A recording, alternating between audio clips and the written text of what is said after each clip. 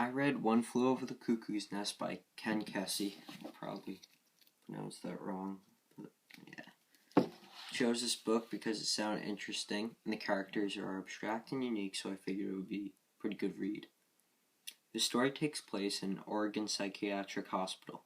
One of the major characters and narrators, Chief Bromden, who has been at the hospital the longest out of everyone there, including Miss Nurse Ratched, who runs the ward on a very strict schedule and frightens the patients with the constant threat of electroshock therapy and lobotomy.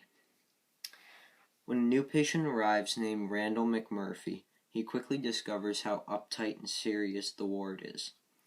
To change this, McMurphy tries to entertain the other patients by not following the rules and questioning Miss Ratched's authority. However, his actions spark a rebellion, and when he realizes fate lies with Miss Ratched, he begins to respect her authority. After more rebellious and bad decisions, he and Bromden get involved in a fight and are sent to another ward for electroshock therapy. Bromden suffocates McMurphy in his sleep, so he isn't a symbol of Miss Ratched's power. The two main characters are Chief Bromden and Randall McMurphy. Both of them dramatically change from beginning to end in opposite ways. Bromden has been at the ward for 10 years and has received several hundred electroshock therapy sessions. When Bromden is first introduced, he's described as a 6'7" Indian who pretends to be deaf and mute. He suffers from paranoia and hallucinations. He believes that the world is controlled by a mechanical system he calls the Combine. Bromden starts off by believing that he is weak, and as a result, physically he is weak, even though at one time he was extremely strong and fought in World War II. The biggest influence on Bromden is McMurphy. McMurphy helps Bromden break down his wall of sadness and loneliness. As the story progresses, the wall slowly breaks down until Bromden has regained his strength he once had. By the end, Bromden is confident about himself, and he escapes the hospital. The other main character is Randall McMurphy, who's the opposite of Bromden. He's the newest patient at the hospital, and he has a strong passion for women and gambling. McMurphy starts off as being rebellious and energetic. He quickly becomes popular among the other patients for his confidence and liveliness as he tries to defy Miss Ratched's authority. McMurphy is greatly admired by Bromden, and he is the first to realize that Bromden isn't really deaf. As the story progresses, McMurphy realizes that he is in complete control by Miss Ratched. Because he stops rebelling, the other patients strongly react, and one of them commits suicide. This shows McMurphy that he is responsible for the patient's recovery at the hospital. His spirit decreases and his fear rises because he's becoming more and more like the other patients.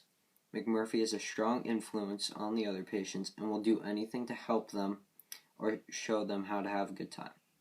He really begins to change after getting in a fight and he's sent to the disturbed ward. McMurphy is treated with electroshock therapy, and at first he pretends that he's strong, but he begins to break down into a mindless vegetable. His sacrifice for the other patients symbolizes Christ, and he helps Bromden regain his confidence and strength. McMurphy dies a hero, and his actions change the ward as his legacy lives on.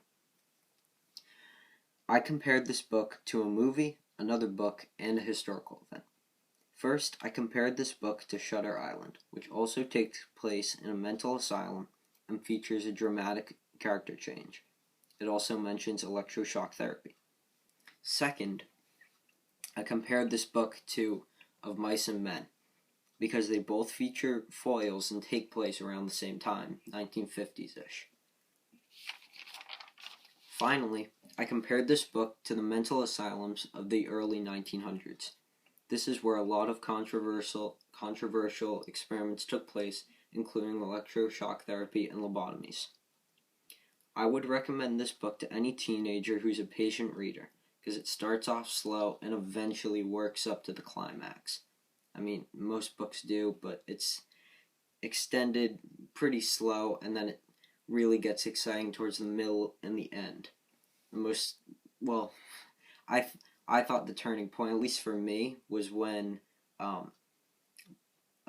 what's his face there, Bromden is when Bromden goes to sleep and he dreams that he's in some strange mechanical room, and there's a old man who is torn apart and he's a robot, and it just gets freaky after that. So that's really the turning point in the book. So definitely recommend it for anyone who's pretty patient when it comes to stuff like that. That's all.